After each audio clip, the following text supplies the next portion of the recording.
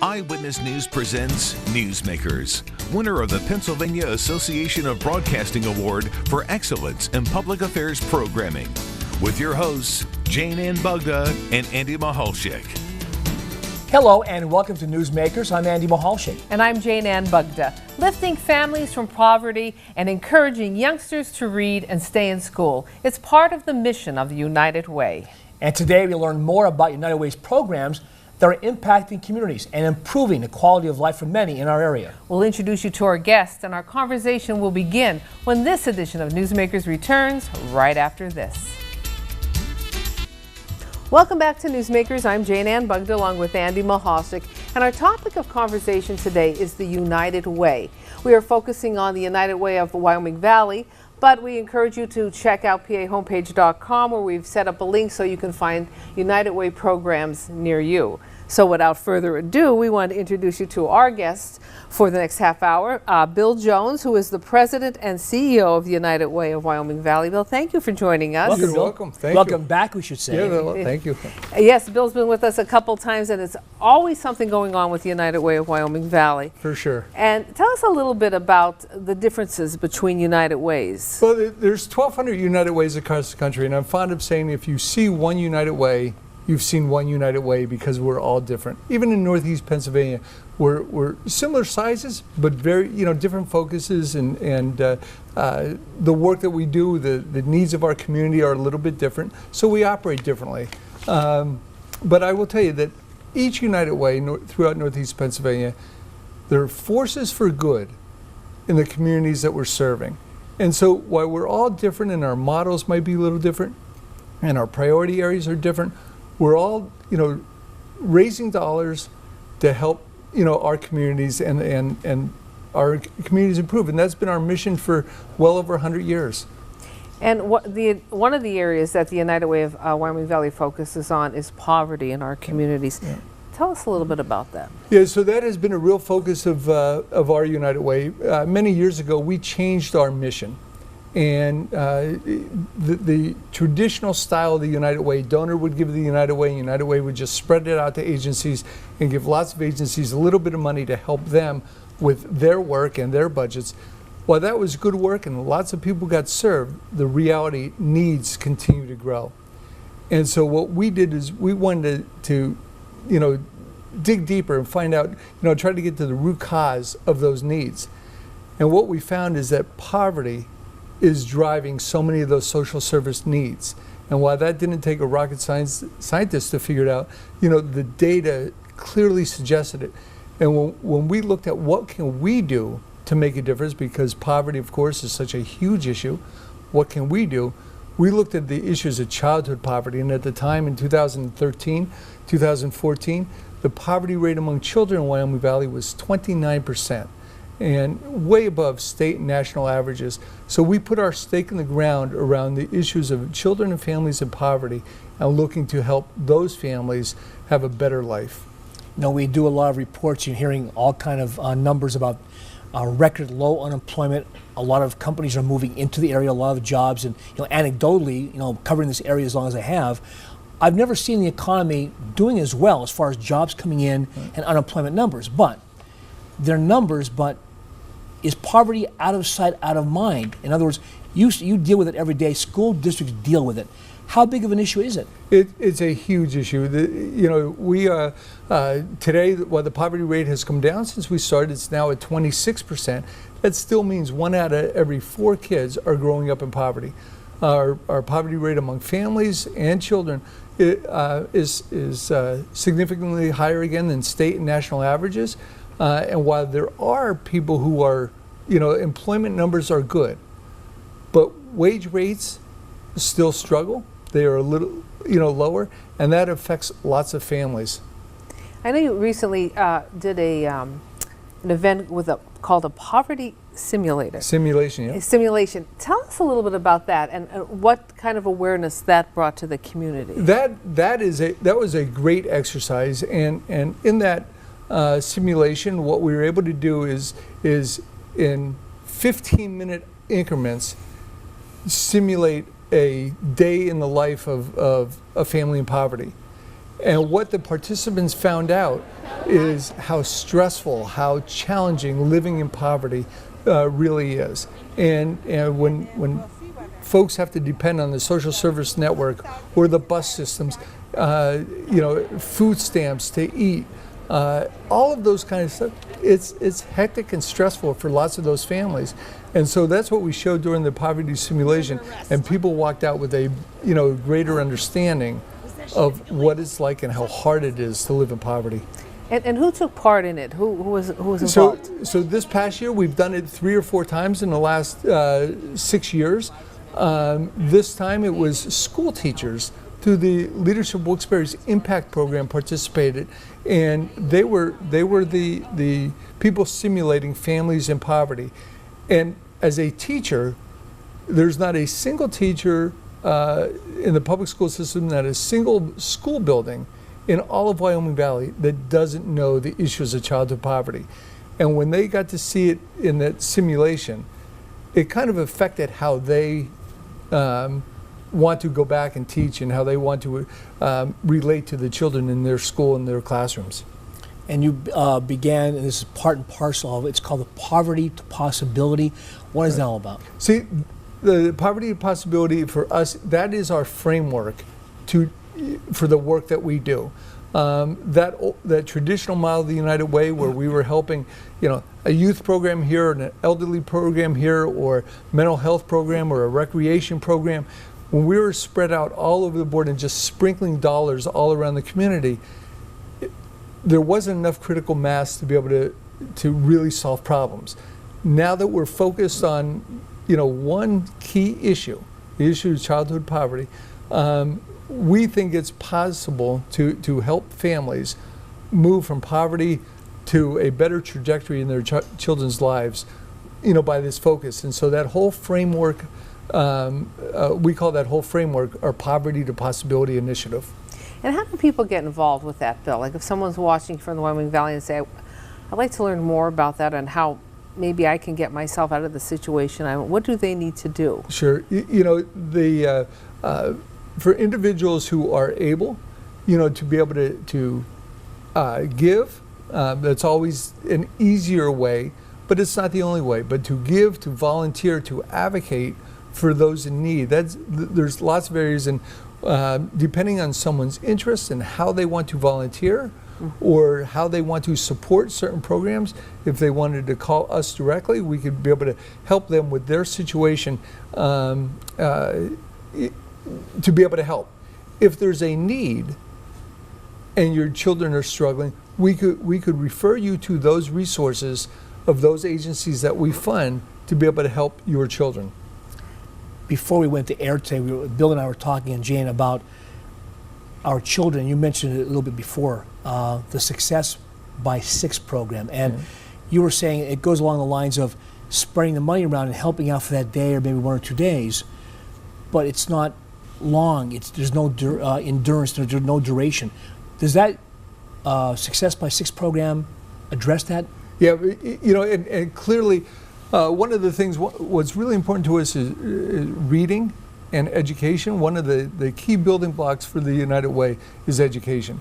And if we could help children enter school more ready to learn, move through school with confidence and graduate on time, they will be more successful. And all of that work starts really, really early in life. So that's why part of the work that we do, this Success by 6 model, is that we could help kids from birth through school, entering school, more ready and more prepared to learn and achieve through the school years. And how does someone get involved in that program? Are there certain criteria? So early childhood care, our Dolly Parton Imagination Library, those kind of things that we can talk about. We could help those families move, if they want to call us and check out our website, we'll be able to help them connect with the resources that they need to help them help their children. And you mentioned the Dolly Parton Imagination Library. Now, I heard about it. I did a story on it one day. That's an amazing situation, program. What's that all about, and how can people get involved in it? If you're familiar with Dolly Parton, she was one of 12 kids growing up very poor, rural Tennessee. Her father did not know how to read. and her father insisted that all of his kids learn how, and she's taken that early life lesson. Now with her fame and fortune, she's created this imagination library, and we could register kids from birth to 5 years old, and every month a brand new book comes to that child's house. And what makes it powerful, while it's cute and nice that kids are getting books, once you understand the science of brain development, most people don't realize 90% of our brain is developed by age 5. And if the more exposure to words and books and reading and listening skills and using their imagination, interacting with adults who might read to them, all of those things make a difference in the brain development of that child, which helps that child enter school more ready to learn, more ready to read. And I think, reading is so important because we sometimes, nowadays, when we were younger, we opened a book, we went to a library, you held it in your hand, you read it. Right. But now I think everything's so much with, TV, with, interactive screens. So are you finding that some people are, some of these children may be seeing books maybe for the first time or hearing a story for the first time? What's sad is they're not getting exposure to these books through the electronics because many of these families that we're reaching out to are very low income. And sadly, across the nation, 2/3 of impoverished kids do not have books in their home. And so, they miss out on those opportunities to learn and to read at the youngest ages, and it affects them and their school readiness by the time they're ready and of age to go to kindergarten. They're behind. And Bill, if you know, how big of a challenge is it? First of all, they're in a lower income situation to begin with. But how do you get parents, do you get any pushback from some parents? And if not pushback, how do you convince them? Because maybe they were raised that way, they weren't exposed to it. So they don't know any other way either. They want their kids to succeed, but they don't know how to do that. How do you get them engaged? And parental involvement is the key to all this. Parents should be their children's first teachers. And the more we can do from a two-generational perspective, helping kids is one thing. Helping educate the parents and say the important role that they could be in educating their children to be advocates for their children, that's where the magic is. And so, unfortunately, there are some parents who don't read themselves and didn't think that it was important or don't want books because they don't know how to read to their children. We want to be able to help them and their families, and because the loser in that environment will be the children in the next generation, and that's how the cycle continues. So we want to be able to help and tell those families, here's what we could do to help your children. Another program that you were excited to tell us about, and we did a story on it, was called the Nurses Pantry. Yeah. So that's something new for the United Way. And tell us a little bit about that. It is. We learned that low-income kids miss lots of school for reasons other than being sick. And when we started to find out why, it would be things like a child split his pants and he didn't come to school for the next 4 days because that was the only pair of pants that he owned. Other children got head lice, and until the family was able to help with that, get the $18 bottle of medicated shampoo, 2 weeks went by until the next paycheck came. And when we hear things like that, when we hear of another family that one boy went to school 3 days a week, the other went 2 days, and then the next week, the second boy went 3 days, the next boy went 2 days. When the school figured out the pattern and learned why, they learned that the two boys were sharing the same pair of shoes. And what we said is, how could we help these kids on the spot to keep them in school? And so we gave a commitment of funding to the nurses in the five elementary schools in the Wilkes-Barre School District, and said, go get the supplies that you think you need and that families need to be able to help those kids on the spot. And so the hygiene items and the lice kits and the clothes and the underwear and the shoes and the outerwear, all the things that might keep kids from attending school, now the Wilkes-Barre School District, nurses have, and it's being used every single day. And it's become so popular It started as a pilot program with the 5 schools in the 5 elementary schools in the Wilkes-Barre School District. We are now in 17 school buildings in 5 school districts, and we're continuing to grow. Quick question, Bill. That nurses' pantry, how often do we have to restock and resupply? And that happens all the time. And our commitment is, if the nurse is buying it and sends us a receipt, we will reimburse them, right away. And yep, some schools are going through supplies very, very quickly because of the need of the kids and the families in that school. But we're helping them on the spot, and we know that every day those nurses' pantries are being used to help kids, and it's helping them, get the education that they need because they're not missing school. And if someone wanted to help the nurses' pantry, what could they do? Sure, a couple things. If they wanted, the easiest way, it would be able to support our funding efforts so we can have those dollars available to the school nurse. If companies wanted to have a drive, we know the items that the schools need. And so if a company wanted to do a company-wide drive to get the hygiene items and the clothing and the lice kits, we know what those items are. And if companies want to do that and contact us, we could create a drive and get those supplies to the schools in need. And that's such a unique program. Is that did you follow a model for that, or is that just an idea? It just happened. It really happened because one of the principals in the Wilkes-Barre School District at Kistler Elementary was telling us, here's the problem that we have. And it shouldn't be the taxpayers solving these problems. It really, it's where the charitable dollars can partner with the public school systems, to be able to make a difference. One of the things that what we know and we learned is that if there is poverty in the home, if there's hunger in the home, if there's violence, if there's substance abuse in the home, the math quiz on Friday, the spelling quiz on Monday, the English paper due on Thursday, none of that means anything if these kids are fighting for survival. And if we could help with these little things that aren't so little if you're in that dire need, if we could help with these needs, we could keep kids in school, we can keep them learning, keep them moving on with their lives and their education. Well, we're going to take a quick break, and when we come back, we're going to talk about some new initiatives that the United Way of Wyoming Valley is talking about. You're watching Newsmakers. You can find information on today's show and information about the United Ways in your community on pahomepage.com or under the Newsmakers link. And you are watching Newsmakers, and we are a proud recipient of 3 Pennsylvania Association of Broadcasters Awards for Excellence in Public Affairs Programming. And we'll be right back. Welcome back to Newsmakers. Andy Mahalchik along with Jayne Bugda and our special guest today, Bill Jones of the United Way of Wyoming Valley. We're talking about the many services and the good work that the United Way does throughout the community that sometimes is off the radar, but it's done every single day.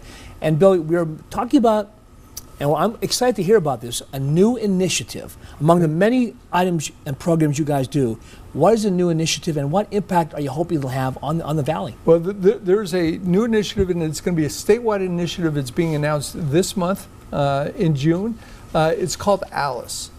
And ALICE stands for Asset Limited, Income Constrained, Employed. And it's a new framework to be able to talk about those individuals in our community that are hardworking, productive members of the family, of the community, but yet have a income levels that they're always struggling, and their wages and the sustaining wages that they have are just they're one crisis away from maybe being in poverty themselves. They are over that poverty line. They don't receive subsidies, but because of their family situations, they struggle. And so the ALICE framework, it's in 19 states across the country. It's coming to Pennsylvania, shortly, and it will be a framework to be able to address and help and reach these families who have a need. And I'm excited about it because these are the families. Some 40% of the families can be an ALICE family in throughout Luzerne County. And so I'm excited to learn and be involved in that statewide work and how it affects us here in Northeast Pennsylvania. So that's coming soon. So we'll probably see more about that as it progresses, Yes. and we'll probably have you back on someday to talk about that. Cool. You know, when we talk about all these programs, Bill, of course, you know, you need funding. Sure. So let's talk a little bit about, you know, United Way funding. Where do the dollars come from? Sure. You know, United Ways traditionally have been a, you know, raising dollars at the workplaces. We would go to the workplace and ask somebody for $2 a week or $5 a week or whatever might be appropriate for that family. And we still do an awful lot of that. But we're also reaching out to, you know, individuals in the community that want to make a direct gift. We're reaching out to, you know, foundations and corporations to be able to help. And it's the idea that when we pool our money, we're stronger. We work together, and it might be hard for an individual to impact change, or just one business impact change, but collectively, we could really drive an agenda that can make a difference in our community. And that has been what the United Way has been about since its founding, and it, you know, that continues to be, you know, key to our economic engine, our fundraising. But it goes beyond that. Years past, you were a successful United Way if you met your fundraising goal.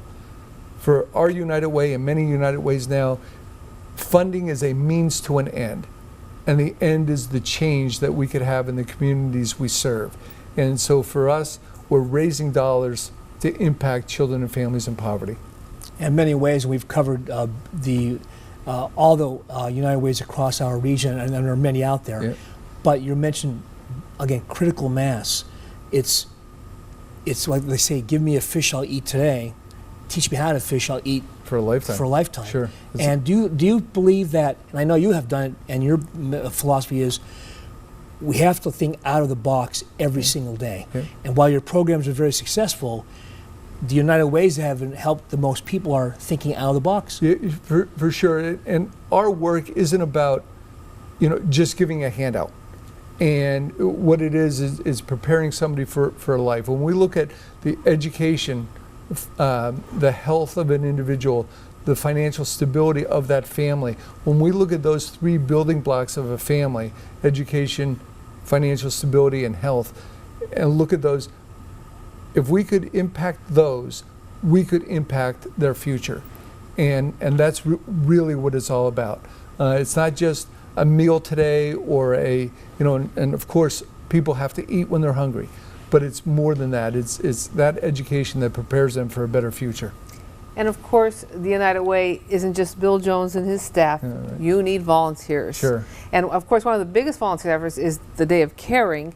So tell us a little bit about that, and then how someone can volunteer for a United Way program. We just had our Day of Caring in May. We had 853 volunteers out in the community doing all kinds of things, helping 65 projects throughout the community. The value of that was estimated to be over nearly $130,000 of value in just one day. We encourage people to get involved. You know, we made a big deal of our Live United logo, and live the shirt. Live United. It's when we live united that we all live better. And so if people want to get engaged, you know, there's ways to do it, either through us, and we have on our website how to volunteer, or we could hook you up with organizations and things of your interest. We could put you in touch with them and serve those agencies because they're serving our community. Again, I mentioned before about being out of sight, out of mind. You're saying 850 volunteers. Do you think is it still a challenge, though, despite all of this, to reach those folks who are ignorance is bliss, of course, that just aren't aware of it? Sure. They're just not aware of it. You know, if poverty doesn't affect someone's family, they may not know how critical it is or what to do about it. And yet we're all called to be able to serve others. And we could do that. The United Way is a wonderful vehicle to take somebody's interests and put those interests into action. A recession is when your neighbor loses a job. A depression is when you lose the job. Sure. Then the economy's not doing so well when you are laid off. Right. You know, Bill, just we have about 2 minutes left, and just if someone's out there looking to get involved in one of your programs, again, what should they do? Sure, we would like to encourage, and not just our United Way in Wyoming Valley, but all throughout the viewing area. Again, the United Ways are just forces for good and good work in the community. And if you feel engaged, wanting to be engaged and wanting to make a difference in your community, I would encourage you to call the United Way. You can give, you could volunteer, you could advocate for, you know, a cause. You could do that through the United Way platform. And if enough people are doing that, change and improvement happens. And how have, since you started as the head of the United Way, we have about a minute left, how have you seen the change? You know, our model, going from the traditional model of the United Way to one that is focused on a community impact area of childhood poverty, that's been transformational. And last year, our programs and what we're funding and the work that we're doing, we touched over 15,000 kids last year. And we know that we're making lives better. And that's not the community of Kingston population, when you think about it. It's Right. a community. Well, Bill, thanks for your good work. Yes, Great Bill, work. thank you for And joining Thanks for us. having me on, but deliver the message. Thank you. And for more information on today's show, pahomepage.com or on the Newsmakers link. For Andy Mahalchik and everyone behind the scenes, I'm Jayne Bugda. Thank you for making Newsmakers part of your day, and we'll talk again next time.